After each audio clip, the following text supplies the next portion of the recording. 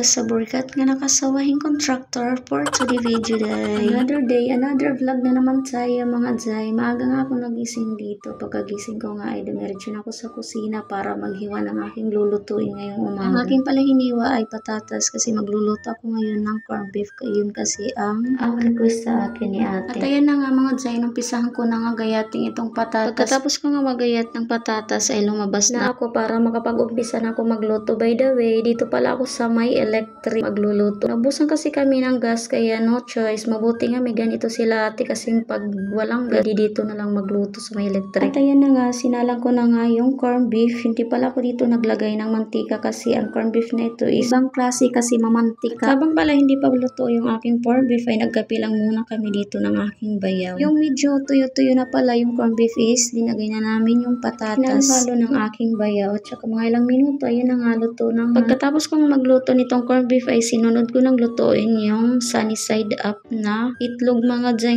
Yung pagkasalang ko nga ng itlog ay palpak mga Jay, nagpahaba imbis na pabilog nagpahaba. Diyos me, paano kasi hindi ma-perfect yung pagkaluto ko nito kasi yung kawali kasi na ginamit ko mga Jay, pihing ano ba yan. Pinakita ko nga ito dito sa aking bayaw, sabi ko sa kanya kung okay lang bago yung ganitong luto. Sabi niya okay lang naman daw kasi hindi naman maarte yung mga amo namin. At pagkatapos ko nga magluto ay nilinisan ko na pala itong aking mga kalat dito sa may lababo mga Jay. Kaya pala nilinisan ko agad itong lababo kasi gusto ko pagbalik ko mamaya pag magwalis ako sa labas, pagpasok ko gusto ko malinis itong lababo. Fast forward, pagkatapos ko pala maglinis dun sa lababo is lumabas na ako para magwalis mga Jay. Anong oras na nga ito kasi paano na Jay, masirap na. Dapat kasi pag magwawalis ako dito sa labas is hindi pa masirap dahil kaya masusunog ang ating mukha. Mabuti kung hindi tayo nakapagpiling lotion Jay. Yung pagkatapos ko nga magwalis sa labas is nagwalis na din po ako dito sa loob. Nuna ko lang sa labas talaga dahil kanina kasi mainit na Jay. Mabuti kasi dito sa loob ng bakuran nila ate kasi hindi pa mainit. Hinuli ko na lang walisan dito. Kaya na nga mga Jay, pagkatapos ko nga magwalis dito sa loob ng bakuran nila ate, pupunta naman ako dito sa may garahean nila ate kung saan nandito ang aso mga Jay. Ganyan na talaga yung routine ko araw-araw mga Jay, kaya tinatandaan ko na lang talaga yung mga gawain ko dito sa bahay nila ate. Kaya na nga, inumpisahan ko na ding linisan itong kulungan ng aso kasi nangangamoy na kasi mga Jay. Hindi pwede na hindi linisan to kasi baka maamoy ng aking mga boss. Pagalitan tuloy tayo. Mabuti na lang talaga mga Jay is lover dog din ako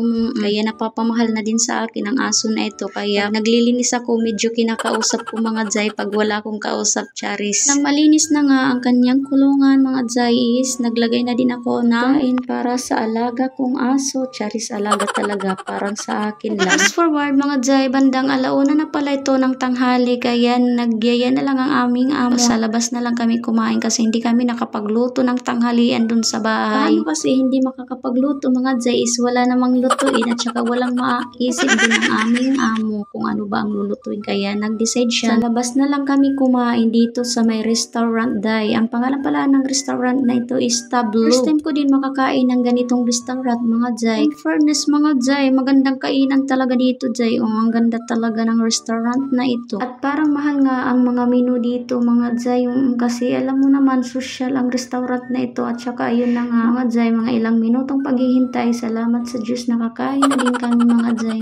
At in fairness Day ha, ang sasarap ng mga pagkain nila dito. At saka by the way mga Jay, hanggang dito na lang pala ang video na ito. Kung nagustuhan mo ang video ko, please huwag kalimutan pindutin ang arrow sa baba. Salamat! Ingat kayo palagi!